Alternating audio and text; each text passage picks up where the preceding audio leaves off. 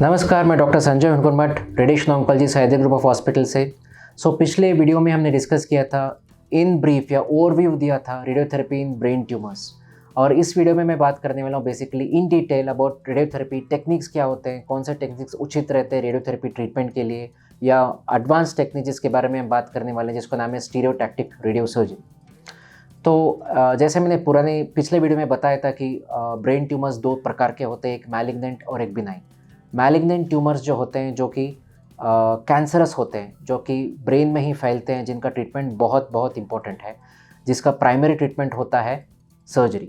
और जब सर्जरी नहीं हो पाता, क्यों नहीं हो पाता, बेसिकली जब ये होते हैं ऐसे जगह में जहाँ पे सर्जन जाके ऑपरेट नहीं कर पाते, एलोक्वेंट एरियाज बोलते हैं, जो कि आंखों के बीच में हो, या फिर ऑप्टिक नर्व के ऊपर हो, या फिर कानों के नर्व्स के ऊपर हो, या फिर ब्रेन स्टेम जैसे जो पीछे होता है वहाँ पे हो, तो पोस्टीरियर फोसा में हो, जिनको ऑपरेट करना बहुत मुश्किल होता है, या फिर ऑपरेट करने से पेशेंट को और हानियाँ हो सकती है, यानी कॉम्प्लिकेशंस बढ़ सकते हैं।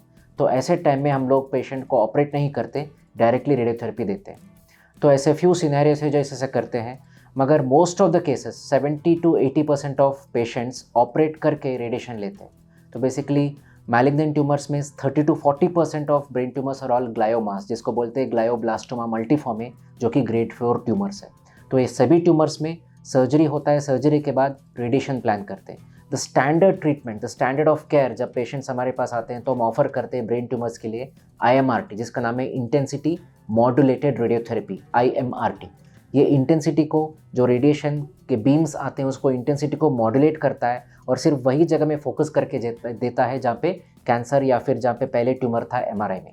इससे एडवांस टेक्निक है जिसका नाम है image guided radiotherapy, which is also like an IMRT, but यही फ़र्क है कि हम रोज़ पेशेंट को ट्रीटमेंट से पहले एक इमेज करते हैं, एक स्कैन करके चेक करते हैं उनका पोजीशन, ताकि वो हमेशा एक ही जगह में, एक ही पोजीशन में गिरे और कहीं दूसरे पार्ट्स ऑफ द ब्रेन में ना जाए, जिसके कारण कॉम्प्लिकेशन बढ़ सकता है। कभी कभी ऐसा भी होता है कि ऑपरेशन के बाद ट्यूमर का साइज़ बहुत ही छोटा हो, यानी 2 सेंटीमीटर, 2.5 सेंटीमीटर, या फिर 2 सेंटीमीटर, या फिर 1 से 3 सेंटीमीटर के बीच में हो रफली। तो सच ट्यूमर्स को what we offer is not 30 days of treatment, जैसे मैंने बताया था। हम लोग यूजुअली शॉर्ट रेडिएशन देते हैं, जिसका नाम है स्टीरियोटैक्टिक रेडियोसर्जरी, SRS, या फिर स्टीरियोटैक्टिक रेडियोथेरेपी, जिसका नाम है SRT। ये ट्रीटमेंट अल्टरनेटिव टू सर्जरी है, जो एकदम छोटा ट्यूमर्स को, जो वॉल्यूम बहुत कम हो, उसको फोकस करके ट्रीट करता है। The advantage of this tumour, ये डे केयर प्रोसीजर है, 5-10 मिनट में ट्रीटमेंट हो जाता है, और इसका effect as equivalent to 30 days treatment का होता है, क्योंकि ये हाई डोज रेडिएशन देते हैं। और ये पेशेंट्स को हम जब प्रीफर करते हैं जब इनका लोड, जो कैंसर का लोड या फिर उनके बीमारी का लोड बहुत छोटा हो, या फिर ये ऑपरेट नहीं हो पाते हैं कभी कभी, या फिर ऑपरेट होने के बाद बहुत छोटा साइज़ का ट्यूमर पाया जाता है, या फिर ऐसे पेशेंट्स को भी ऑफर करते हैं जो बहुत दूर रहते हैं, जो travelling is a big problem for them every day for 30 days, जो कम्यूट नहीं कर पाते।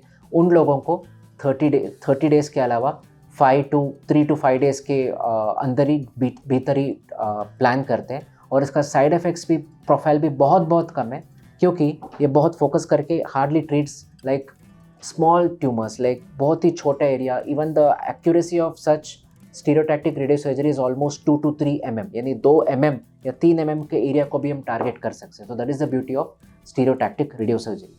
Now coming to benign tumours, benign tumours में स्टीरियोटैक्टिक रेडियोसर्जरी बहुत यूज़ होता है। जैसे कि बिनाइन ट्यूमर, जैसे कि मोस्ट कॉमन है मेनिंजियोमास बोलते हैं।